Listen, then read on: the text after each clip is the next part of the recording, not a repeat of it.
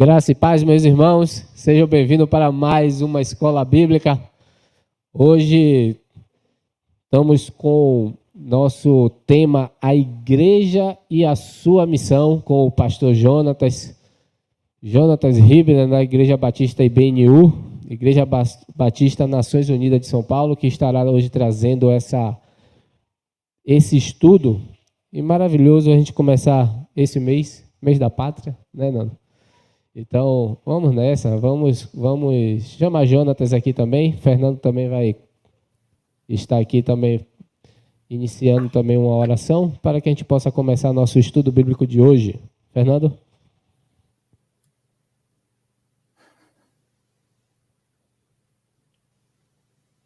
Agradecemos a Deus por este momento, agradecemos a Jonatas, pastor Jonatas, como falou irmão Edivan, da Igreja IBNU, para que esse tempo seja um tempo precioso, um tempo que possamos aprender qual é a missão da igreja. Será que a igreja é somente sair e falar do Evangelho? Será somente servir aos necessitados? Ou é também um lugar onde os irmãos acolhem outros e aqui ensinamos também? Então, vamos aprender isso junto com o nosso irmão, pastor Jonatas, e vamos orar, vamos dar começo a este mês, que também é um mês especial, um mês onde estamos começando, né, missões nacionais, o mês da pátria, um mês importante para o nosso país, um mês cívico, né? Mas vamos orar para dar início ao nosso EBD. Pai amado, muito obrigado, Senhor, por este tempo em que iremos aprender sobre a missão de Tua Igreja. Abençoa o pastor Jonatas neste momento e que Tua palavra, Senhor, seja viva e eficaz no nosso coração, nos nossos corações. Ajuda-nos a entender, compreender, abre nossa mente, abre o nosso coração, abre o nosso entendimento, Deus. Abençoa a Tua Igreja, abençoa a Igreja IBNU e como Jonatas em representação. Em nome de Jesus, amém. Amém. Jonatas, então, fique à vontade na sala. Então, agora com o estudo bíblico com você. Deus abençoe, querido. Boa tarde a todos que nos acompanham, tanto aqui na transmissão, né, já que essa já é uma conexão de uma distância bastante razoável, estando eu aqui em São Paulo, vocês aí em Salvador, então também as pessoas que nos acompanham de outros lugares até do Brasil e de fora, que podem depois, a gente sempre fala aqui na IBNU, né, a gente não sabe quando e onde esse conteúdo chega, então se você está nos acompanhando, seja bem-vindo, Deus o abençoe. E nós vamos tratar de um tema que já aparece aí na tela, que fala sobre a missão da igreja, a missão do reino, a missão que a gente consegue compreender e interiorizar, internalizar quando nós lemos o texto bíblico, né? A gente, quando se depara com a história da Bíblia, quando a gente se depara com tudo que a gente lê, desde o Gênesis, passando pelas histórias que são relatadas no Pentateuco, depois a gente vai ter lá o livro da conquista da Terra Prometida por Josué e os seus líderes de tribo, né? A gente pode dizer assim, os seus generais ali daquele momento, e passando depois pelo período dos juízes, a gente vai ter a monarquia, e é uma monarquia bastante conturbada, a monarquia de Israel, monarquia essa que leva o povo ao exílio por conta das suas decisões, por conta dos seus comportamentos. A gente vai ver em tudo isso um reflexo de um plano que está sendo colocado em execução, que foi anunciado desde o Jardim do Éden, não é? Então, quando a gente percebe isso e a gente consegue caminhar pelo texto bíblico com essa observância, com essa atenção, a gente vai ver que de onde parte essa missão, né? Então, hoje eu vou tratar com vocês aqui desse tema e passando por esses 4 tópicos que vocês estão vendo aí, não é? Qual é o nosso chamado, primeiramente. Depois nós vamos entender um pouco essa questão do relógio de Deus, qual é o momento que alguns estudiosos entendem estarmos vivendo, né? Em que momento nós estamos vivendo. A grande pergunta que se faz, né? Onde começam esses confins da Terra, porque durante muito tempo se foi pregado e falado que você deveria realizar missão e fazer essa missão de uma forma, vamos dizer assim, global, total, porém, havia uma espécie de uma divisão dentro das áreas ou das atuações, e a gente vai entender um pouquinho sobre como essa palavra lá em Atos, capítulo 1, ela deve ser interpretada. E, por último, a gente vai entender também, falar um pouco sobre o que nós estamos colocando em jogo aqui, né? Não apenas a missão em si, mas o que significa para nós, para cada um de nós, esse chamado missionário. E começando pelo nosso chamado, né, a gente precisa esclarecer alguns pontos, né? Ou seja, a gente fala muito sobre chamado, às vezes, quando a gente está com quando a gente está com como é que eu posso dizer assim, um tópico muito específico dentro da igreja, né? A gente fala que muitos são chamados, poucos são escolhidos. Aí o pessoal que gosta de Calvino adora esse tipo de abordagem. Tem aquele outro também que o pessoal usa, assim, Deus não escolhe os capacitados, mas capacita os escolhidos. E ainda tem o pessoal que acha que, assim, que consegue enxergar em alguns pontos da história da narrativa bíblica um chamado especial de Deus para a missão. E o que eu quero tentar aqui é desmistificar um pouco tudo isso, né? A gente precisa entender, por exemplo, que o nosso chamado, lá que como ele é apresentado em Mateus capítulo 28, a gente vê, olha só o que o texto vai nos dizer. Jesus aproximou-se deles e disse: foi-me dada toda a autoridade nos céus e na terra. Portanto, vão e façam discípulos de todas as nações, batizando-os em nome do Pai e do Filho e do Espírito Santo, ensinando-os a obedecer a tudo o que eu lhes ordenei. E eu estarei com vocês até o fim dos tempos. Então, primeira coisa é a gente entender quem é que nos chama, não é? Ou seja, quem é esse Jesus que nos chama e por que nós devemos, vamos dizer assim, obedecer o seu chamado. Afinal de contas, quando a gente vai falar de Jesus, a gente tem ali um elemento histórico muito forte, né? Ainda que as pessoas queiram diminuir a figura de Jesus na história da humanidade, como alguns que vão, vamos dizer assim, interpretar o texto bíblico de uma forma diferente ou não aceitar o texto bíblico como ele deve ser aceito e carregado, né? Ou seja, como a palavra de Deus que transforma a situação do ser humano, Jesus vai ter ainda assim vai ser ainda assim uma figura extremamente importante, extremamente relevante. Jesus ele vai ser importante dentro do cristianismo, ele é a figura mais importante do cristianismo. Afinal de contas, o cristianismo como movimento religioso surge e tem o seu nome dado justamente a tradução do nome Messias, né? A palavra Messias, Mashiach, do hebraico, quando ela é traduzida para o grego, ela se torna Christos, que significa o ungido, ou aquele que foi ungido, e por conta disso, o cristianismo vai receber essa nomenclatura.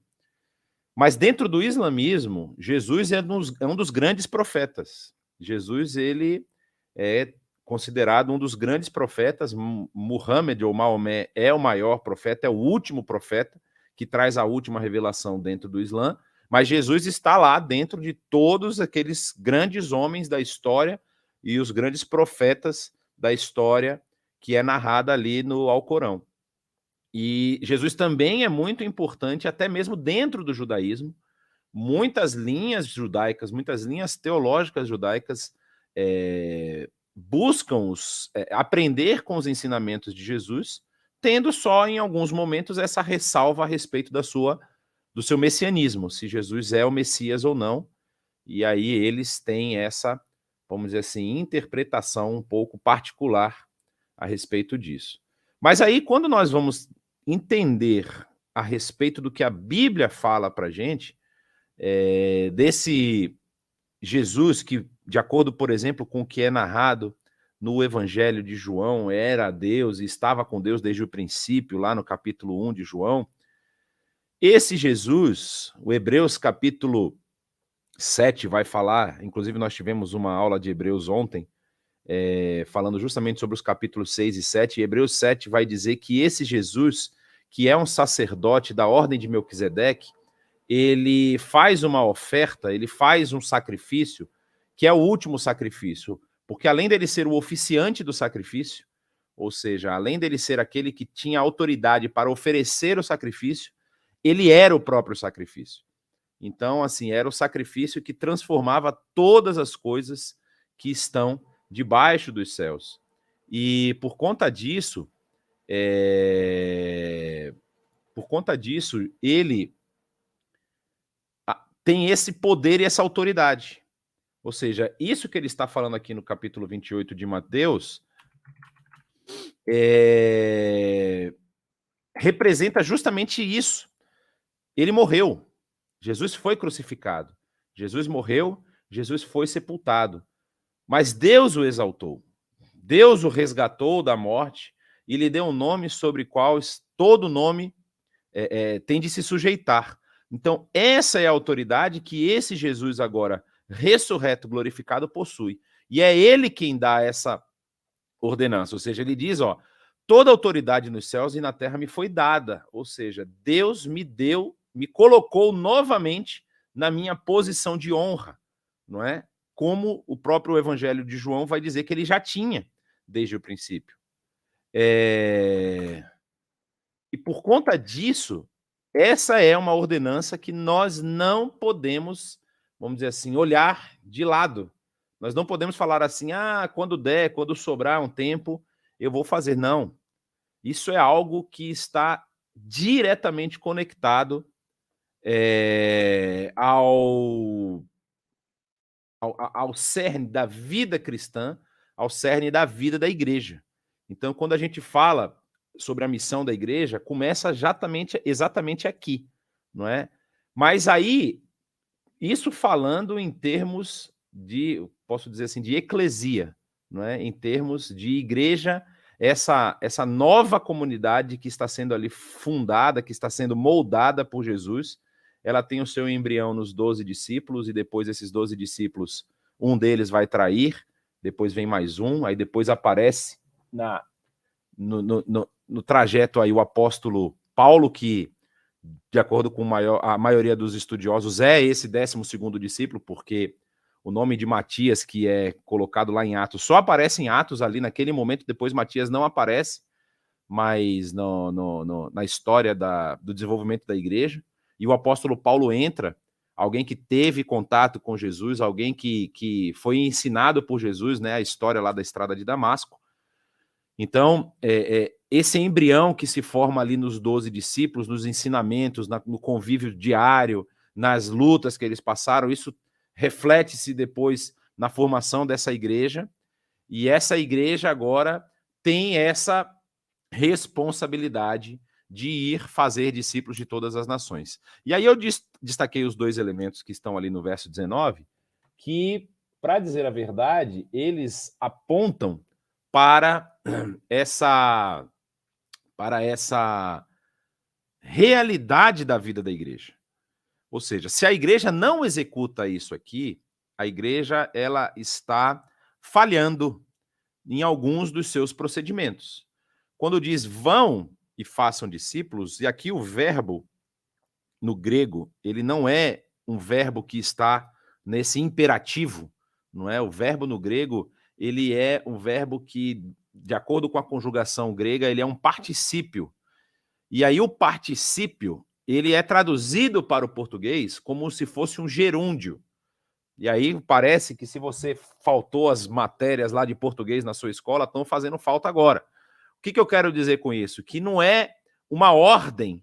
A gente traduz isso como uma ordem porque ela não deixa de ser uma ordenança direta do Senhor Jesus, um imperativo. Vocês vão e vão fazer discípulos, não é? Só que na formação grega, a tradução poderia ser colocada como assim, não é vão, é enquanto estiverem indo, no sentido de que você não precisa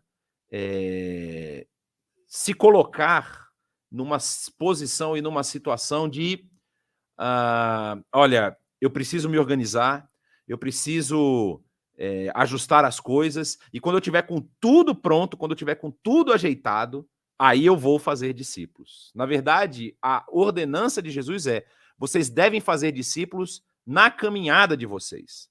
É algo que não existe um momento certo para iniciar. O momento certo para iniciar está aí, em Mateus 28.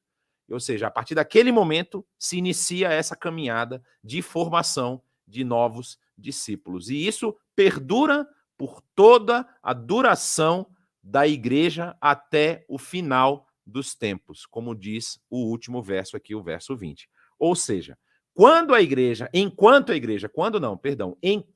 igreja existir e exercer as suas funções, uma delas é de fazer discípulos. E esse chamado, se vocês percebem, ele diz que são discípulos de todas as nações e você tem que batizá-los, ou seja, batizando-os em nome do Pai, do Filho e do Espírito Santo, que é uma forma de dizer, de apontar que a Trindade ela tem a mesma autoridade, ela tem o mesmo status hierárquico, não existe uma diferença hierárquica entre o Pai, o Filho e o Espírito Santo, eles são os mesmos, eles têm o mesmo poder e autoridade, eles possuem aí, executam funções diferentes, não é? Que esse é um mistério da Trindade, na verdade, grande é o mistério, esse mistério que a gente não consegue conceber com a nossa mente humana, é um dos, vamos dizer assim, as pessoas utilizam muito a palavra dogma, né? Esse é um dos dogmas da igreja, de como se processa, como funciona essa Trindade. Ela simplesmente existe, ela se autocomplementa e cada um na sua execução e sempre, vamos dizer assim, sujeitos ou subordinados um ao outro. Né? O Pai respeita a vontade do Filho, que respeita a vontade do Espírito, que respeita a vontade do Pai, e aí você entra num ciclo interminável aí de tentar e dizer quando você não consegue explicar, você fica num paradoxo, né? E você não sai nunca disso. Então, batizando eles nesses três, Pai, Filho e Espírito Santo, e fazendo algo que muitas vezes a igreja ela não negligenciou no sentido de dizer assim, isso não é importante. Mas nessa mentalidade extremamente europeia e cartesiana que nós vivemos, ou seja, essa mentalidade pós-iluminista, que é a mentalidade que molda a sociedade ocidental como um todo, isso não está apenas na igreja, está no direito, está na medicina, está na engenharia, está em quase tudo, né? Essa questão de ser muito objetivo, a gente acaba compartimentalizando, ou seja, primeiro eu tenho que ir fazer discípulos. Fazer discípulos é fazer com que aquela pessoa com quem eu estou falando, com quem eu estou interagindo, afirme que Jesus é o Senhor e Salvador da sua vida. Então, se eu fiz isso, ok. Só que essa missão, ela está de mãos dadas com o ensino ordenanças e de todo aquilo que Jesus passou para os seus discípulos. Ou seja, além de você fazer discípulos, é extremamente necessário ensinar a obedecer tudo o que o nosso Senhor nos ordenou. E a garantia que ele dá é que ele vai estar conosco até o fim dos tempos. Sempre estará conosco. Essa é uma garantia que nos traz muita paz, não é? Muita tranquilidade, porque nós vamos enfrentar dificuldades, nós vamos enfrentar adversidades, mas o nosso Senhor está conosco. A gente não tem, vamos dizer assim, o que temer. Existe um texto muito importante que está no Evangelho de Lucas, e nesse texto Jesus está conversando com os seus discípulos a respeito do fermento dos fariseus, não é? Eu só estou tentando abrir aqui a minha Bíblia para poder Exatamente, o capítulo 12 do Evangelho de Lucas. E aí Jesus, ele fala uma coisa que para mim é muito interessante, não é? Ele diz assim, ó: eu lhes digo, meus amigos, a partir do verso 4, né? Não tenham medo dos que matam o corpo e depois nada mais podem fazer. Mas eu lhes mostrarei a quem vocês devem temer. Temam aquele que, depois de matar o corpo, tem poder para lançar no inferno. Sim, eu lhes digo, esse vocês devem temer. Não se vendem 5 pardais por 2 moedinhas? Contudo, nenhum deles é esquecido por Deus. E aí Jesus volta e fala para os seus discípulos: até os cabelos da cabeça de vocês estão todos contados. Não tenham medo, vocês valem mais do que muitos pardais. Ou seja, essa relação que nós temos, que nós devemos desenvolver, desse temor santo, esse temor a Deus, no sentido de entendermos, e não é um temor aqui assim, é um temor romântico, né? Assim, eu temo porque eu sei que Deus é bom, que Deus me ama. É temer mesmo. É entender quem é o Deus a quem nós servimos. Que é um Deus poderoso, que é um Deus de justiça, que é um Deus que, como o próprio Senhor Jesus fala aqui, além de matar o corpo, pode lançar a nossa alma no inferno. É esse tipo de temor que nós temos que ter. Porém, junto com esse temor, nós temos essa certeza que, assim como está aqui em Mateus 28, esse Deus já contou até os cabelos da nossa cabeça. E ele sabe que nós valemos muito mais do que 2 pardais, como está sendo falado aqui no Evangelho de Lucas. Então, o chamado, na verdade, ele é um chamado perene. Ele não é um chamado que serve para você,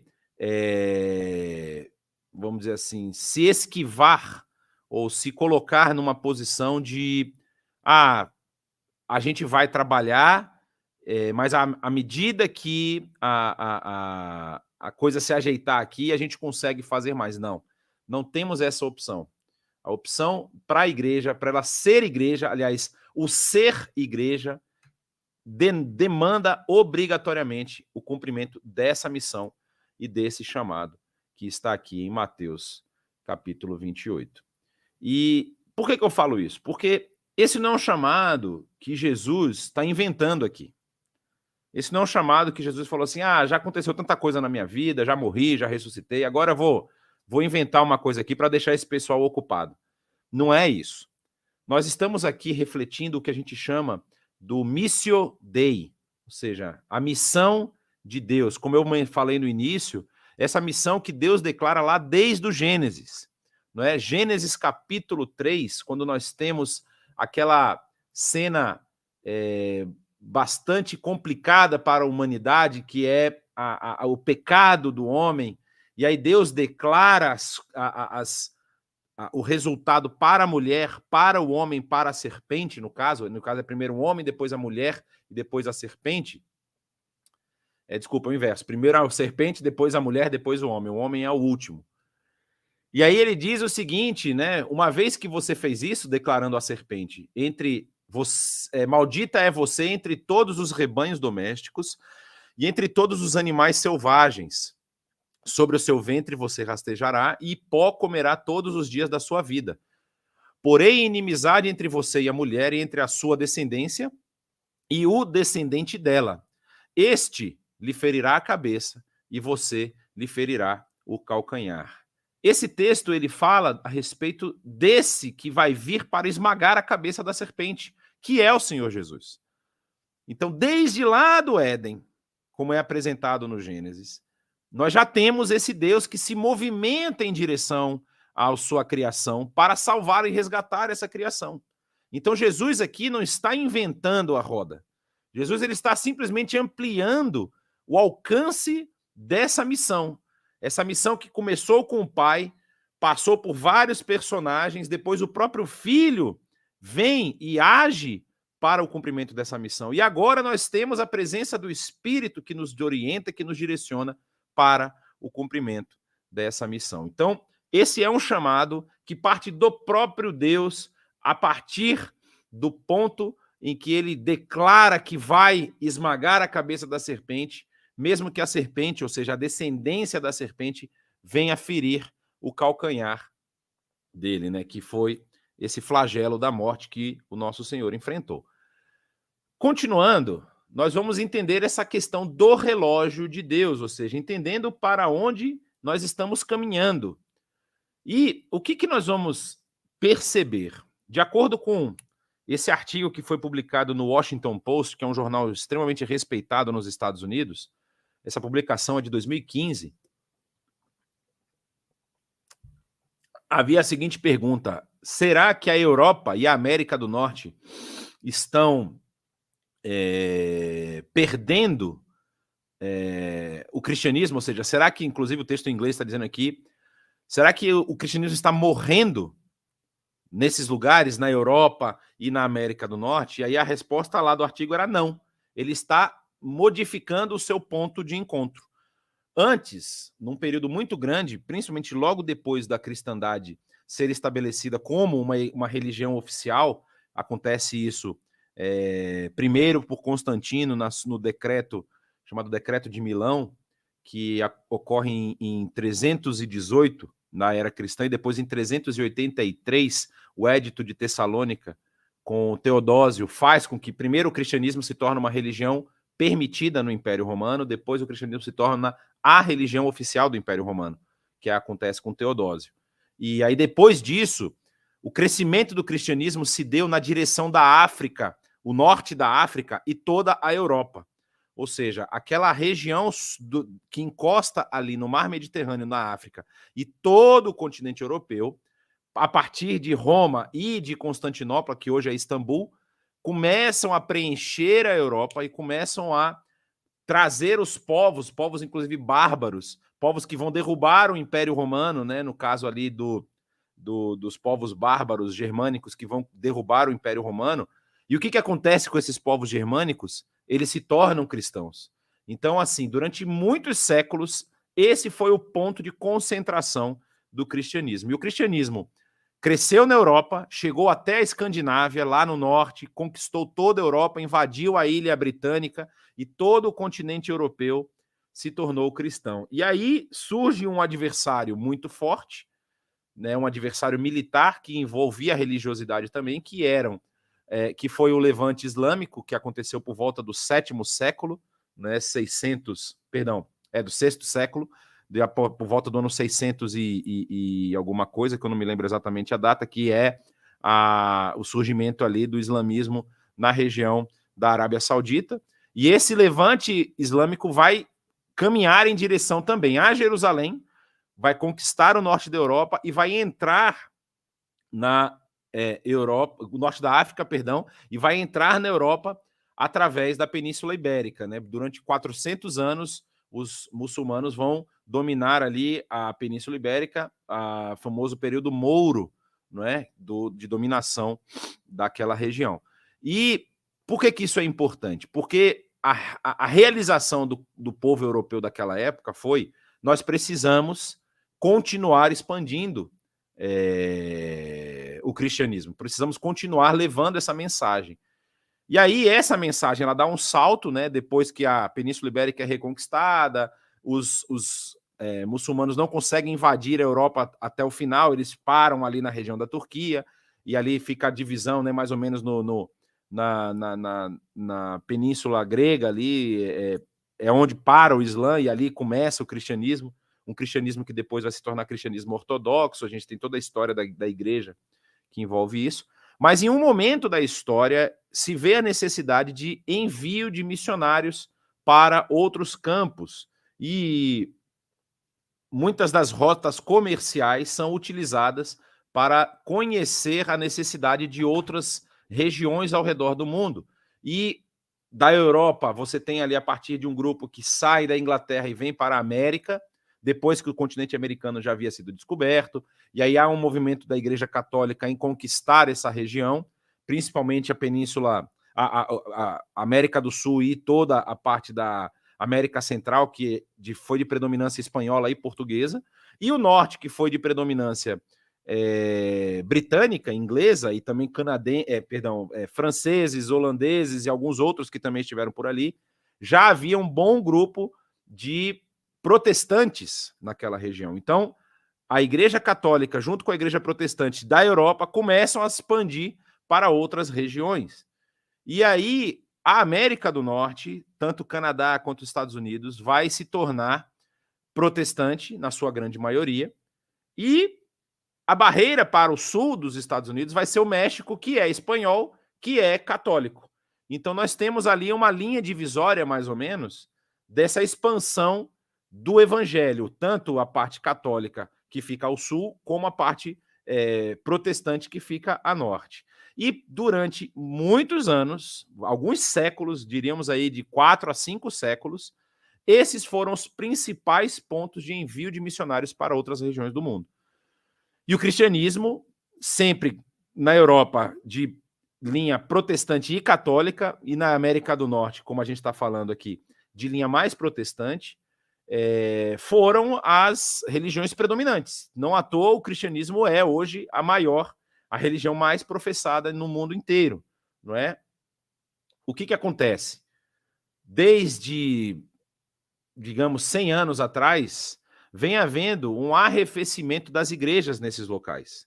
Eles enviaram muitos missionários, tinham um ardor missionário muito grande. Os Estados Unidos ainda é hoje o maior enviador de missionários, é o país que mais envia missionários para o mundo. E o Brasil, que foi também, que recebeu influência norte-americana, principalmente, né, também temos influência europeia, principalmente da Suécia, com o movimento pentecostal, movimento da Assembleia de Deus, é um movimento que vem da Suécia para o Brasil, e depois encontra os seus irmãos americanos também aqui no Brasil.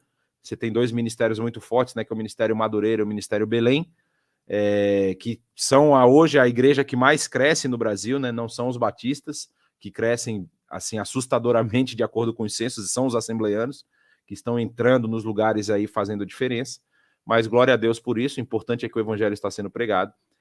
E esse deslocamento para o Brasil fez com que o Brasil também se tornasse um dos países mais eficientes no envio de missionários. Então, hoje, você tem na lista de países que enviam missionários os Estados Unidos em primeiro lugar e o Brasil ali em segundo lugar, numa mudança de posição algumas vezes com a Coreia do Sul, que também foi um país que foi transformado pelo evangelho.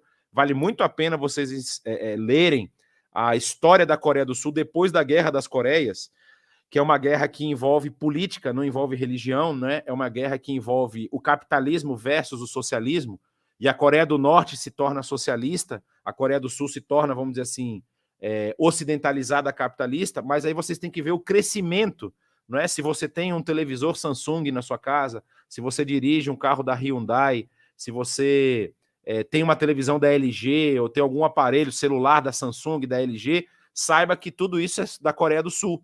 É um país que se desenvolveu grandemente na área da tecnologia e um grande fator que é apontado é justamente o evangelho, que fez diferença nesse país, que chegou a ter mais de 50% da sua população evangélica. Eu não me lembro exatamente os números dos últimos anos, mas foi um país que teve assim um grande avanço do evangelho e é um país extremamente missionário. Envia muitos missionários, principalmente para aquela região da Ásia ali, que é o nosso maior campo missionário hoje. Então, o que aconteceu nesses últimos anos? nós temos visto que esse ardor missionário que aconteceu na Europa e nos Estados Unidos durante muitos séculos, hoje está principalmente na região sul do hemisfério, países como Brasil, outros países aqui da América Latina. Você também vai ter um crescimento do evangelho enorme na África. Vários países aí que também têm maioria muçulmana têm tido agora números expressivos de crescimento do evangelho. A Austrália, que ainda assim é muito ligada ao Reino Unido, tem também enviado muitos missionários. Então houve esse deslocamento desse eixo europeu e América para a região do hemisfério sul e mais para a região leste, principalmente para o Oriente. Então você tem tido números expressivos de crescimento do evangelho nessas regiões. E por que isso é importante? Porque quando nós vamos falar desse relógio, como eu mencionei agora há pouco, não é? Você vai perceber que a lista dos países de maior perseguição, como vocês estão vendo aqui, estão justamente nesse eixo, não é? Nós estávamos falando agora a respeito aqui da América do Norte e da Europa, que são esses dois principais pontos que enviaram missionários durante muitos anos. Hoje nós temos a América do Sul e também a Austrália e aí alguns países da Oceania, Filipinas, por exemplo, que é um país de grande maioria cristã, né? Eu queria só ver se nesse sistema aqui eu consigo colocar uma... Acho que não. Que normalmente ele conseguiria colocar um laserzinho para o pessoal poder enxergar onde eu estou apontando. Mas tudo bem. Tem muito envio de muitos missionários, mas o que acontece? Lá eles encontram uma resistência muito grande do islamismo, das religiões animistas e também do budismo, não é? Principalmente, e aí nós temos uma coisa que não é uma religião, mas a gente pode considerar assim como se fosse uma religião, que é essa questão da política, não é? Essa como eu posso dizer, predisposição a não ter uma religiosidade declarada, né? Que é o caso do comunismo. Ou seja, quando você vai falar de comunismo, você tem que pensar na questão que aparentemente ele é uma questão, é uma linha de interpretação social política, ou seja, você não tem nada a ver com religiosidade, mas a forma como ele é passado e como ele é ensinado parece muito com um processo de implantação de uma religião nova. Então, quando você fala de comunismo, por exemplo, a força é utilizada muitas vezes, as proibições, as sanções são utilizadas. Então, são países que têm uma perseguição extrema. Mas são justamente nesses países que tem havido um crescimento muito acentuado do evangelho. E nós vamos passar agora aqui por algumas tabelas que, infelizmente, assim, pelo número de países que estão representados, a gente vai ver que fica os nomes e os números ficam pequenininhos, mas eu espero que vocês consigam enxergar. Então, se vocês olharem, essa é a lista, não é, dos países que têm maior nível de perseguição hoje.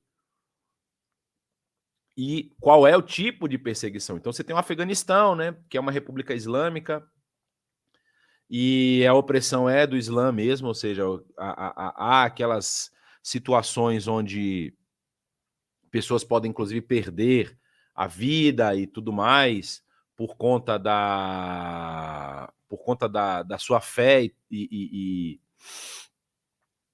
a gente vai ver também, por exemplo, a Coreia do Norte, que não é, se você olhar, é uma opressão comunista e pós-comunista, né? Não é uma opressão religiosa, mas a forma como o Estado trata a visão política que eles implementam é uma visão quase que religiosa. Então, no final das contas, a gente acaba tendo misturado aí uma questão muito humana, que é a ideia de que o ser humano tem que ser colocado em evidência, e a questão da religiosidade, que é no caso do Islã, que fala com todas as línguas, com todas as letras, que aqueles que não aceitam o Islã são inimigos de Alá e de Muhammad, então eles merecem morrer. E aí, se a gente continuar a lista aqui, você vai ver a maioria dos países são realmente do Sudeste Asiático, são da Ásia, você tem alguns países africanos que têm crescido muito a perseguição também, como você vê aqui, ó, no norte da África, o Egito e a Argélia. Egito, principalmente por conta da oposição cristã copta, não é? Ou seja, você tem hoje no Egito um governo que é muçulmano, é islâmico, mas ele tenta ser um governo não religioso. Por quê? Porque já houve, em algumas décadas atrás, um governo copta, que é cristão. Então, o Egito existe ainda essa transição, essa mudança de poder, mas o poderio cristão lá também não ajudou muito, porque o Egito é muito pobre e eles não conseguiram resolver muito a situação do país. Então, houve uma volta aí ao domínio muçulmano, a Irmandade Muçulmana, que é o grupo mais forte lá no Egito, e você tem essa opressão islâmica acontecendo lá também. Então, a gente vai chegar aqui, eu não vou passar por todos, olha, alguns da América Latina surpreendem um pouco, por exemplo, no México, nós temos muita perseguição do narcotráfico contra as igrejas, porque as igrejas retiram as pessoas das drogas e protegem essas pessoas, e aí o narcotráfico mata os líderes religiosos porque estão tirando a força de trabalho deles, né? Cuba também, você tem uma situação bastante extrema. Eu tive a oportunidade de visitar esse país e estivemos lá com alguns irmãos cristãos que falam que o fato deles serem cristãos é utilizado contra eles em vários aspectos da sua vida. Por exemplo, quando eles precisam comprar alguma coisa, comprar roupas, comprar alimento, já existem, né, alguns posicionamentos definidos com relação aos cristãos, então eles sofrem uma opressão muito grande por conta disso. E para terminar aqui, chega nos 50 principais, a Malásia sendo esse último país colocado aqui. Então você tem bastante informação, isso também inclusive está lá no site da Portas Abertas, né? Você pode visitar o site, você vai ver essa é a lista de 2022, só para vocês ficarem aí sabendo, ok?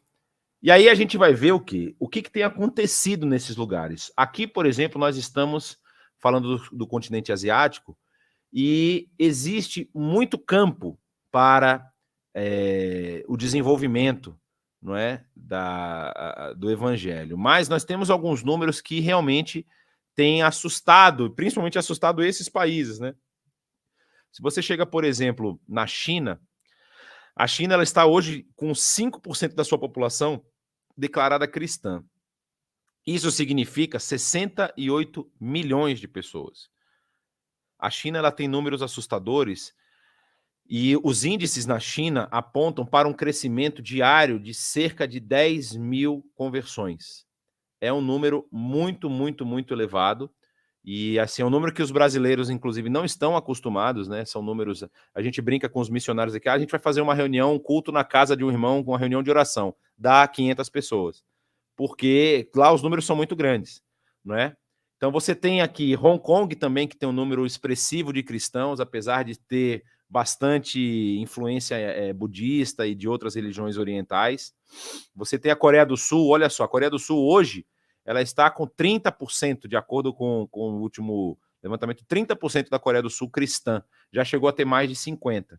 Então também tem havido aí uma diminuição, mas na verdade eles não estão saindo do cristianismo para outras religiões, eles estão vindo para cá, ó, sem religião. Hoje mais ou menos 50% se declara sem religião na Coreia do Sul. E aí nós temos o Sudeste Asiático, que também tem uma relevância muito grande. Destaque para as Filipinas, como eu falei, né, um país que tem a grande maioria cristã, 85% do país se declara cristão, não é? E o Timor-Leste também é um país que foi colonizado pelos portugueses e hoje teve um golpe de Estado no Timor-Leste. Hoje não, perdão. Faz alguns anos atrás teve um golpe de Estado e o grupo que assumiu era muçulmano. Então eles têm tido perseguição muito ferrenha contra os cristãos ali no Timor-Leste. Eu só estou querendo ver aqui se eu encontro. Não está na lista de perseguição, não é? O Timor aqui não está aparecendo na lista de perseguição. Mas, enfim, e você tem esses números que apontam essa transição de muitos desses países, não é? O sul asiático ali, a região que é mais centralizada na Índia, Afeganistão e aqueles países de maioria muçulmana, você vê que os números de cristãos são muito pequenos, são pequenos. E por que isso é interessante? Porque a gente está falando aqui, falando agora um pouco da Ásia Central, você tem a Armênia, que muitas pessoas não sabem, mas é o primeiro país com ainda no Império Romano, não é? É o primeiro grupo de pessoas a se unir em volta do cristianismo. É o primeiro grupo que se fecha em volta do cristianismo e esse grupo volta para Jerusalém para poder estar mais perto dos lugares onde o Senhor Jesus passou. E por conta disso, existe hoje na cidade velha de Jerusalém 4 divisões, que são 4 quarteirões, é chamado de quarteirão armênio, quarteirão cristão, quarteirão judeu e quarteirão muçulmano. As 4 religiões, ali no caso o armênio sendo um cristão ortodoxo, né? Mas também cristão, mas esses 4 quarteirões dividem a cidade de Jerusalém hoje. E isso é muito interessante, é um dos poucos países asiáticos que tem uma grande maioria, uma maioria esmagadora cristã, ainda que seja muito dessa maioria nominal, né? Como os cristãos que dizem que são cristãos, isso acontece dentro do protestantismo, como também dentro do catolicismo, né? Cristãos que são da boca para fora. E aí, nós temos algumas questões muito interessantes, como vocês estão vendo aqui, os índices, principalmente, que talvez a gente não conheça, né? Você vê a Arábia Saudita, 4% cristã, não é? O Líbano, 47% cristão. Então, o que eu quero dizer com isso? Deixa só eu terminar essa parte aqui, a gente vai falar da Oceania, a Austrália, que já era um país que tinha uma maioria cristã, e agora o pessoal está transitando dos cristãos para os sem religião, né? A Nova Zelândia, que era um país extremamente tribal, né? Tinha muitas religiões animistas e tudo mais, tem crescido o cristianismo lá, porém também tem um grande povo sem religião lá. Que eles chamam de Melanésia ali, que é a região das ilhas, né? Fiji, Nova Calcedônia, Papua Nova Guiné. Então você tem Fiji com maioria cristã, Nova Calcedônia, Papua Nova Guiné, esses países que são de uma grande maioria cristã que enviam missionários para essas outras regiões ali, principalmente do Sudeste Asiático, onde a necessidade de pregar o evangelho ainda é muito grande. Você tem mais essas outras ilhas. Essas ilhas, a maioria delas, elas são ilhas colonizadas por ou europeus ou americanos. No caso de Guam, por exemplo, existe uma base norte-americana lá, uma base de guerra. Então, por isso, a ilha é praticamente toda cristã.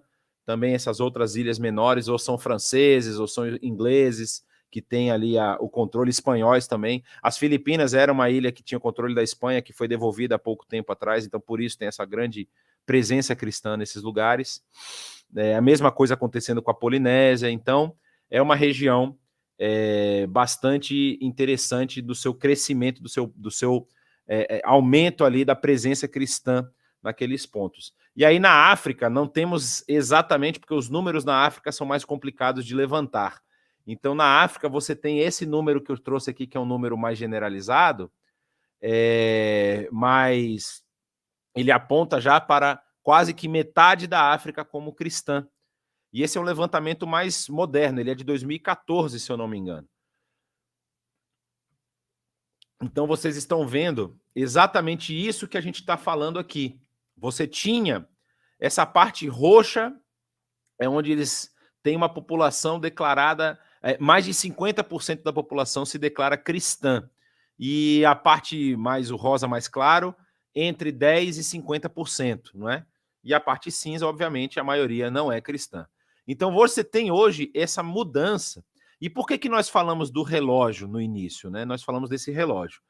Eu não sei se você vai conseguir identificar aqui, mas se você for bom de geografia, se você não for bom, não vai ter o que fazer. É assim, mas se você for bom de geografia, essa região aqui, onde está no centro do mapa, acima do que é o continente africano, é o mar Mediterrâneo.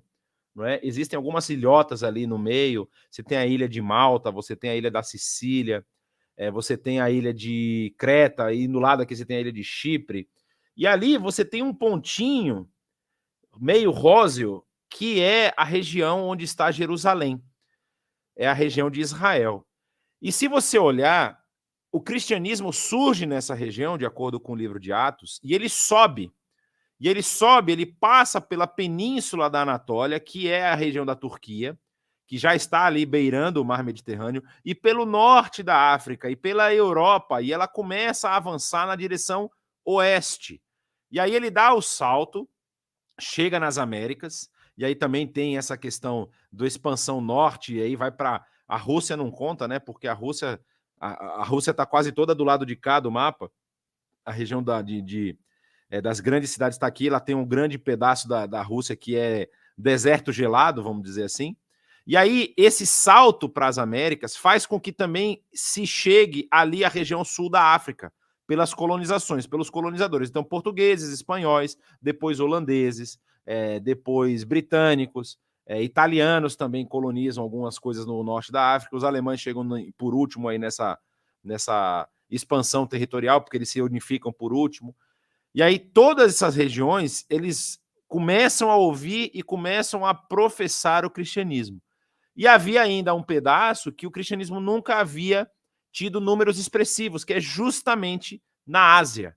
E aí, se você percebe esse relógio que vem caminhando, ele passa da América, dá a volta no globo, e ele vai sair agora do outro lado, ali na região da Coreia, do Japão, e está entrando no território chinês, e com muita força.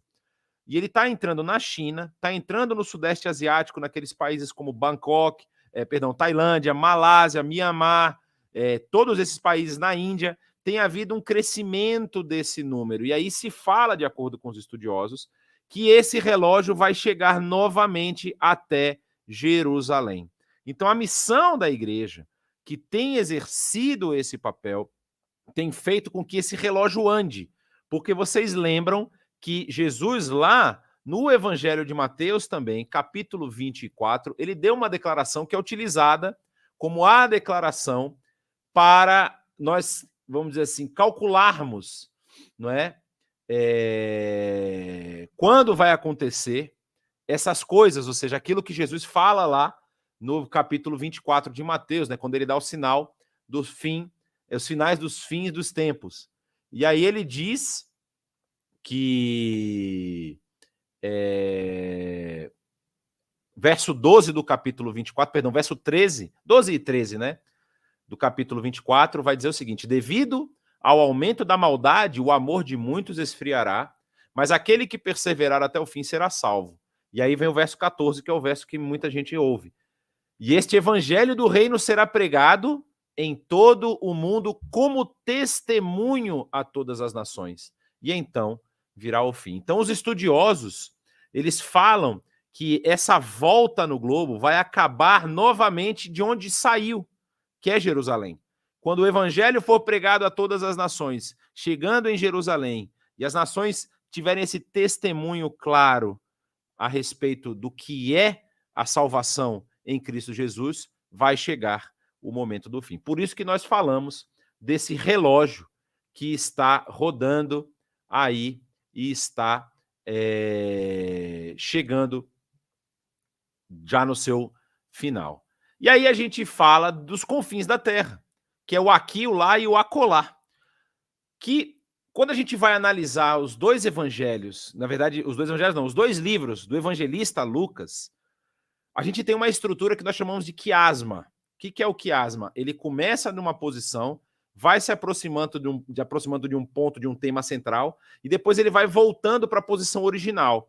Se você pega o início e o final de todo o trabalho que Lucas escreveu, desde o nascimento de Jesus até a prisão do apóstolo Paulo, nós podemos perceber isso que está aqui demonstrado, né?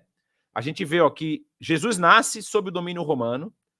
Aí Jesus ele faz o seu ministério na Galiléia dos gentios, e esse ministério, ainda que algumas vezes venha a Jerusalém, só no final do seu ministério que ele se aproxima de Samaria e da Judéia, que é onde está Jerusalém. E aí Jesus permanece em Jerusalém por um período, é morto, é crucificado, e aí ele ressurge, e aí ele, na sua ascensão, dá aquela missão que nós falamos lá no início da nossa conversa. E aí o evangelho vai fazer o quê? Vai começar a voltar. Jesus, no final do seu ministério, estava em Jerusalém, agora a igreja está em Jerusalém. E aí, por força de Deus, Deus incomoda essa igreja que estava parada em Jerusalém, esperando em sombra e água fresca, vamos deixar assim. Aí Deus manda uma perseguiçãozinha para eles acordarem que eles precisam sair para executar a missão. E aí a igreja passa para a Judéia e para a Samaria, como é narrado lá no Evangelho, no livro de Atos. Eu gosto do Evangelho do Espírito Santo, eu sempre gosto de falar isso, porque são os atos do Espírito Santo ali através da igreja. E aí da Judéia e da Samaria, ele passa para o mundo gentílico, que era o equivalente à Galiléia dos gentios. E aí no mundo gentílico ele se espalha pelas regiões de língua grega, tanto que a maioria das cartas e de tudo que é escrito em grego por conta dessa facilidade de alcançar outros povos. E no final do livro de Atos você vai lembrar Paulo chegando preso em Roma. Então o evangelho que nasce sob o domínio romano agora está chegando na capital. E está chegando lá para transformar a situação de todo o reino. Então, Atos 1, de 6 a 8, é o texto que nós conhecemos muito quando vamos falar de comissionamento, dizendo o seguinte: então os que estavam reunidos lhe perguntaram, Senhor, é neste tempo que vais restaurar o reino de Israel? Uma pergunta muito peculiar e muito pessoal para os judeus, porque eles estavam interessados em saber se Israel voltaria a ter a proeminência e o protagonismo na missão que uma vez foi declarado por Deus a Abraão e aos seus descendentes. E aí Jesus responde, não lhes compete saber os tempos ou as datas que o Pai estabeleceu pela sua própria autoridade, mas receberão poder quando o Espírito Santo descer sobre vocês. E serão minhas testemunhas aqui em Jerusalém, em toda a Judéia e Samaria e até os confins da terra. Então, não existe essa divisão que muitas vezes a gente acaba fazendo por conta da nossa cabeça compartimentalizada. A missão ela acontece em Jerusalém, em toda a Judéia e Samaria e nos confins da terra ao mesmo tempo. Então, quando a gente fala em missão, nós temos que ter a capacidade e a disposição em trabalhar aqui, onde nós estamos, lá, que seria a Judéia e Samaria, ou seja, nas regiões próximas, onde Deus nos encaminhar e nos abrir as portas, e também nos confins da terra. Tudo isso faz parte da missão. E tem essa frase que é muito famosa do Walt Disney, né? A melhor maneira de começar é parar de falar e começar a fazer. A gente, às vezes, fala muito, conversa muito, mas não executa. E aí a gente precisa parar e ficar arrumando várias desculpas, vamos dizer assim, até algumas válidas. É melhor a gente se preparar um pouco mais e tudo mais. Tudo isso pode ser válido. Mas a verdade é que nós devemos fazer, nós devemos agir e transformar a sociedade em que nós estamos inseridos. E aí, para terminar, faltam apenas 1 minuto e meio, eu quero falar para você que me ouve o que está em jogo, para você saber onde você está se metendo. O texto de Filipenses diz o seguinte, Filipenses capítulo 3, se alguém pensa que tem razões para confiar na sua própria carne, eu ainda mais. O apóstolo Paulo está apresentando as suas credenciais. Eu fui circuncidado no 8º dia de vida, pertencente ao povo de Israel, à tribo de Benjamim, verdadeiro hebreu. Quanto à lei, fariseu. Quanto ao zelo, perseguidor da igreja. Ou seja, eu zelava tanto pelo evangelho, como é que eu posso dizer?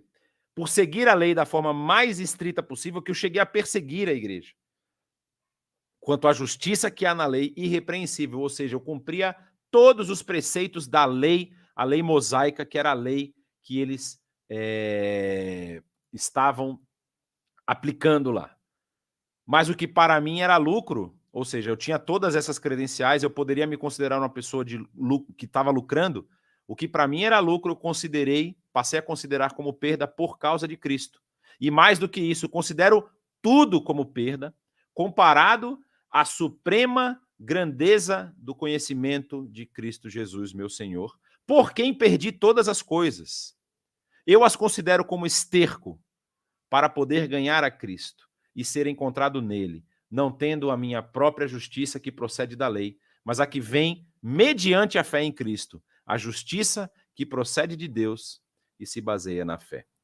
Então, não tem nada na nossa vida que valha a pena se apegar se isso for diminuir a possibilidade de termos essa suprema grandeza do conhecimento de Cristo Jesus. E uma vez adquirindo esse conhecimento, a nossa responsabilidade é passar esse conhecimento para as outras pessoas. E aí, finalizo com o texto que, para mim, é o texto mais importante de toda a narrativa bíblica.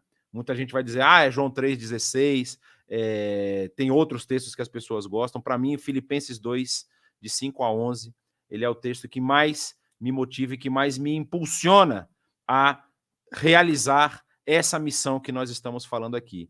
Seja a atitude de vocês a mesma de Cristo Jesus, que, embora sendo Deus, não considerou que o ser igual a Deus era algo a que devia apegar-se, mas esvaziou-se a si mesmo, vindo a ser servo, tornando-se semelhante aos homens. E sendo encontrado em forma humana, humilhou-se a si mesmo e foi obediente até a morte e morte de cruz. Por isso Deus o exaltou à mais alta posição e lhe deu o nome que está acima de todo nome, para que ao nome de Jesus se dobre todo o joelho, nos céus, na terra e debaixo da terra, e toda a língua confesse que Jesus Cristo é o Senhor, para a glória de Deus Pai. Eu encerro falando duas coisas a respeito desse texto. Em primeiro lugar, se o Senhor da glória, o Senhor da história, aquele que estava com Deus desde o princípio, não se privou de se esvaziar e se tornar um servo, quem sou eu para não querer servir? Quem sou eu para não assumir a minha posição de servo e de anunciante dessa palavra bendita e gloriosa? E aí a segunda coisa que para mim também é muito importante, esse texto nos garante que ao nome de Jesus vai se dobrar todo o joelho nos céus, na terra e debaixo da terra. Ou seja, todas as pessoas que você conhece, todas as pessoas que você tem contato, as que você não conhece, as que estão lá do outro lado do mundo, todos os que habitaram nesse planeta vão se dobrar diante do nome do nosso Senhor Jesus. E isso para mim diz o seguinte, o que eu estou fazendo para transformar esse tipo de dobra de joelho? Porque você tem dois tipos, você vai ter aqueles que vão se dobrar diante do seu Salvador, daqueles cuja vida foi lavada pelo sangue do Cordeiro. Esses vão se dobrar em alegria, em exultação, por estarem conhecendo, vendo o seu Salvador. Mas você vai ter aqueles que rejeitaram, que nem atentaram para essa salvação, porque não lhes foi explicado o que significava isso. E aí está o papel da igreja. A igreja deve ir, anunciar e transformar a vida dessas pessoas. Que Deus os abençoe e que Pérola continue sendo esse canal de bênção na vida das pessoas que ela tem alcançado. Amém. Glória a Deus. Que maravilha de explicações em relação à missão da igreja. É muito rico as estatísticas, né, entregadas, que são atuais, e ainda falta muito por fazer. Temos muito o que fazer, e como o Jonatas disse, né, ou como o Walt Disney disse, melhor ficar calado e fazer, que é o mais importante. Com isso, nós também temos como praxis perguntar à igreja, né, que estão aqui, se alguém tem mais algum comentário a fazer. A irmã Jussara já está aqui na frente, então vou dar o passe para ela. Ô Jonatas, boa tarde, muito obrigada. O pastor Rosivaldo Araújo, já falecido, ele tem essa mesma linha que você colocou. Porque a gente pensa assim, a Europa, né? Algumas igrejas estão fechando, mas o evangelho já chegou lá. O que cada um vai fazer é problema de cada um. E você falou muito bem que está dando essa volta e que vai chegar em Jerusalém, e aí toda a terra teve conhecimento de Deus. Isso abriu muito os meus olhos, porque quando o Fernando fala assim, temos muito o que fazer, temos no nosso viver diário como cristão, pessoas perto da gente que não têm compromisso, o maior presente que a gente pode dar é Jesus, mas em termos macro, é isso que eu quero te perguntar. Em termos macro, a gente pode dizer que o Brasil já foi evangelizado? Essa foi a afirmação feita pelas missões norte-americanas, né? Quando os americanos, que durante vários anos estiveram apoiando o trabalho aqui no Brasil, eles decidem que vão retirar os apoios daqui, porque eles têm outros lugares no mundo que eles querem apoiar. A afirmação deles é essa: nós vamos retirar porque o Brasil é um país evangelizado. A grande questão é a seguinte: o Brasil ele surge dentro de um contexto judaico-cristão. Então é diferente, por exemplo, de um país do Sudeste Asiático e outros lugares onde você tem um contraste claro e direto a respeito do que é o cristianismo e do que é uma religião local, como o hinduísmo, como o budismo, como o próprio Islã, e essa diferença, né? Agora, no caso do Brasil, o Brasil, ainda que a evangelização que veio aqui foi uma evangelização como é que eu posso dizer?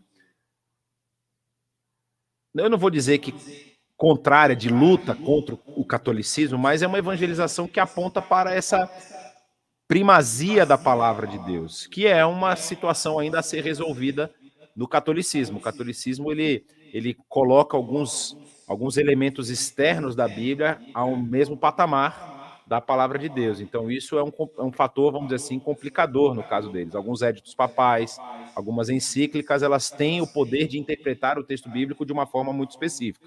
E o protestantismo vem para romper isso. Então, assim, se a gente for pensar nessa forma, realmente a evangelização do Brasil, ela é algo que ainda está encaminhando. É por isso que Jesus não fala assim: no dia que vocês acharem que Jerusalém está tudo ok, pode ir embora e vão evangelizar outro lugar. Não. Jerusalém, além do que, nós temos uma sequência de gerações, né? A geração que foi evangelizada há 60, 70 anos atrás, talvez não está mais nem entre a gente. E aí nós temos uma nova geração que às vezes absorve conteúdos e conceitos que até são meio equivocados, tanto através do catolicismo e algumas religiões cristãs protestantes que também têm outras vertentes, e ainda há regiões onde você tem bolsões vamos dizer assim, como a gente pode dizer, bolsões de Que ainda não tipos conhecem, né? Não, que assim, até conhecem, mas, por exemplo, existem regiões no Brasil onde o espiritismo é muito forte. E o espiritismo sai do cristianismo. O espiritismo brasileiro, ele sai do cristianismo. Ele é uma forma de interpretar o Novo Testamento. E aí são acrescentados vários outros conceitos inclusive do hinduísmo, de outras coisas. E aí vira esse espiritismo que nós temos, e principalmente o espiritismo kardecista, né? Que é o mais forte no Brasil. Existem bolsões de espiritismo kardecista no Brasil, e essas pessoas precisam entender o que é o evangelho. Não é apenas saber quem é. Jesus é um cara que está lá na Bíblia. Não, é entender exatamente o papel de Jesus na história e a transformação que ele vem causar, ou seja, na situação da humanidade. E aí a pessoa, com essa informação, ela pode aceitar e acreditar ou não. A aula que a gente deu aos Hebreus ontem, a gente falava muito sobre isso, a questão da apostasia. Porque a apostasia, muitas pessoas associam a apostasia a um abandono da fé, ou seja, como se a pessoa tivesse sido salva e abandonou a fé. Não é isso que o texto bíblico trabalha. A gente trabalha com uma ideia de uma participação comunitária, que é essa a mensagem, a mentalidade do autor aos Hebreus.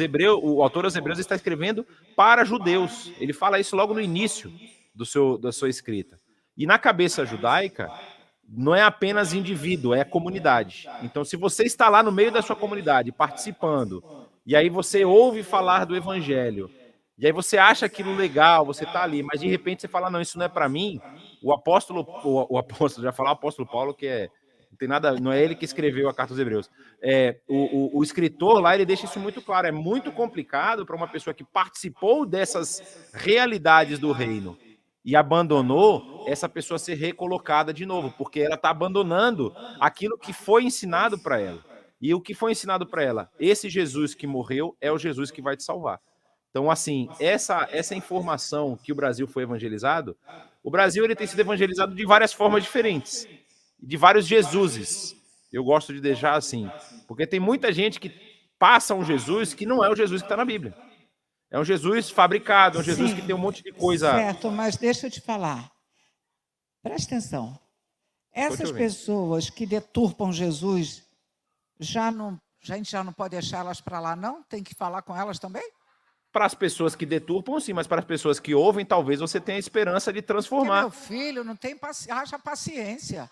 Mas o que você tem que fazer? A questão é a seguinte: dentro da vida cristã, você tem esse marco temporal, não é? Da transição, do momento em que você entendeu o que você precisa fazer. E essas pessoas que ouvem esse tipo de Jesus deturpado, elas talvez não passaram por isso. Então, o que acontece? O pregar o evangelho para essas pessoas pode significar que elas vão ter uma compreensão correta, bíblica, a respeito de Jesus. Então, Fernando e Jonatas, Edivan, Kaique, Wagner, Ana Paula, Arno, eu, Sueli, Marcos, Patrícia, Linda, Priscila, Patrícia, as que estão lá fora, o Clebson, que já saiu, essa turma toda, presta atenção. Nós temos que nos exercitar de uma evangelização diferenciada. Não é isso? A pessoa tem que entender. A escolha é dela. Então, às vezes, nós como igreja não estamos fazendo isso. A gente vai, bate um papo, quer vir à igreja, quer conhecer Jesus e a gente dá tchau. Então, se é por aí, nós precisamos dedicar mais tempo a essas pessoas. Espera aí, antes de sair, eu vou te explicar. Não é? Porque quem é que tem feito isso? Vai fazer uma visita e genuinamente só sai de lá depois que confrontou a pessoa. Você entendeu quem é Jesus? Qual sua decisão? A gente fica cheio de dedos para falar com as pessoas. Vai na nossa igreja. E a gente está perdendo tempo. Porque aí tem que voltar essa pessoa 2, 3, 4 vezes. É logo na primeira tacada. Não é não, Jonatas? Eu não sou muito fã dessa abordagem, não, mas tudo bem. Ah, não é não, meu filho? Não, a questão não é porque, assim, o evangelho ele tem uma característica muito interessante. É claro que quando a gente vai analisar o que acontece na igreja de Atos, a gente vê tanto o apóstolo Paulinha, Paulo quanto os outros apóstolos. Oi? Não, uma criança chorando aqui, mas foi Vicente. Então a gente vê, por exemplo, a experiência da igreja ali, que é uma experiência pautada pela força do Espírito. Ou seja, o Espírito ele está confirmando para aqueles homens e aquelas mulheres da comunidade de Jerusalém que agora a missão estava com eles. Não é? Então, os apóstolos, eles tiveram Jesus durante 3 anos. E aí Jesus era o que resolvia os problemas. Não é? Jesus estava com fome, multiplica o pão. Estamos na tempestade, ele fala para o mar se acalmar. Então, Jesus estava resolvendo o problema. Jesus passou a missão para eles. Então, o Espírito vai confirmar, e não apenas confirmar a vida daqueles apóstolos, como também vai confirmar o alcance, o alvo dessa missão. Então, começa convertendo 3.000 em Jerusalém no discurso de Pedro. Depois, lá no capítulo 4, vai dizer que 2.000 pessoas se achegam a eles também. Depois chegam os samaritanos, que para os judeus era um povo imundo, que nunca poderiam ser resgatados. E aí os samaritanos começam a receber o Espírito, e aí o pessoal fala, opa, então nossa compreensão do Espírito está equivocada. A gente está pensando que o negócio é nosso e, na verdade, não é. É Deus que faz. É Deus que vai determinar para quem vai. Claro, sim. E aí depois entra em Cornélio, que é um romano, e opa, até gentil. Então, assim, essa mudança do Espírito ali em Atos, por isso que ela é uma mudança muito mais radical. O que eu entendo hoje como evangelização eficiente? Claro, você perguntar para a pessoa se ela entendeu, mas você também ouvir da pessoa o que ela tem dentro dela. Porque o que acontece? Essas pessoas, muitas vezes, elas tiveram experiências ruins com o dito grupo dos evangélicos, não é? E isso é muito complicado. Então, assim, às vezes, por exemplo, tem um grupo aí que é muito famoso de ficar batendo nas portas, principalmente nos domingos, né? Aí bate na porta e quer dar a palavra. A pessoa estava dormindo. A pessoa estava dormindo, você bateu na porta, a pessoa não vai querer ouvir nada. Né? Então, assim, você tem que ter uma estratégia. O que eu acho que funciona melhor para mim, a melhor estratégia é convivência. Não tem jeito. Uma coisa, hoje, quando a gente fala em missão transcultural, quando a gente fala em missão transcultural, por exemplo, a gente fala de não ir mais com aquela armadura de missionário. Não, estamos mandando um missionário e o missionário vai lá fazer todo um trabalho. Não é mais assim. A gente entende assim, você precisa ir lá e se tornar uma pessoa relevante para a comunidade que você quer atingir. E essa relevância não significa você tem que almejar ser presidente daquele país. Não. Faça alguma coisa que as pessoas tenham contato com você e você possa conviver e demonstrar esse evangelho através da sua vida. Porque é assim que você vai transformar as pessoas. Aquela evangelização que era panfletagem e tudo mais, aqui em São Paulo, por exemplo, é proibido entregar panfleto. Não por causa dos evangélicos, por causa das campanhas políticas. Imagina São Paulo, 20 milhões de habitantes, cada um com um panfleto na mão. Se cada um jogar no chão, são 20 milhões de panfletos na mão. Então, assim, eles proibiram. Você não pode mais fazer esse tipo de coisa. Existem estratégias que funcionam, existem estratégias que você precisa repensar. Cada local vai precisar ser avaliado, vai precisar ser visto, e como você vai aplicar isso. Aqui, Portugal é um problema. Portugal, se você for pensar, então vamos trabalhar em convivência em Portugal. Os pequenos grupos em Portugal não funcionam, porque ninguém quer ir na casa de ninguém. Então, como é que você faz um pequeno grupo que cada um está na sua casa? Não funciona. Entendeu? Então você tem essa dificuldade, você tem que adaptar a forma no local onde você está agindo. A igreja de Pérola aí tem as comunidades ao redor dela e ela vai ter que descobrir uma forma de impactar socialmente e depois com o evangelho esse pessoal daí. Perfeitamente. Ok, eu quero fazer uma proposta para você, para Fernando, para a liderança, num dia com mais calma, sem tempo marcado, nós podemos discutir profundamente essa questão de levar a mensagem, não é? E realmente o que tem acontecido aqui entre nós, de pessoas que estão se achegando, é justamente por causa da convivência. Então, nós precisamos fazer algo diferente. A gente está morrendo de dó, mas a gente vai ter que encerrar. Eu tinha mais uma pergunta, ia dar chance para alguém, acabou a chance. Boa tarde, guardem, no próximo domingo vocês falam, por causa do nosso tempo. Mas o pastor quer falar? O Arno quer esse tempo domingo que vem, até 5h20, Edivan. Tamo frito. Querido, olha, eu não tenho palavras para agradecer. Quando você Era uma hora falou só? da Coreia... Ninguém me falou nada, eu fui falando. Era menos de uma hora. É porque você está acostumado com os podcasts aí, que vocês ficam 2, 3 horas conversando, que é uma delícia. O nosso é mais reduzido, mas a gente vai partir para um outro estilo com tempo maior. Mas uma coisa que me tocou muito quando você falou da Coreia do Sul, e numa outra oportunidade, eu gostaria que você trouxesse para a gente uma estatística do evangelho e o progresso no país. Tá? Quando você falou, quando tem uma Samsung, LG, tal, isso é Coreia do Sul. Já teve um tempo de mais de 50% de cristãos. Tá? Então, querido, muito obrigada de coração. Deus te abençoe grandemente. Deus abençoe vocês também. Tá bem, mas muito bom, muito bom. Tem outras coisas que depois eu vou falar com você no particular sobre a sua aula de hoje, que eu fiquei encantada. Tá? Então, olha, o pessoal está mandando tchau. Dá tchau, pessoal. Eu estou mandando tchau que o pessoal está dando para você, porque agora aqui está metido. Aqui tem uma câmera lá em cima, né, que não dá para virar. Dá? Como é que vira?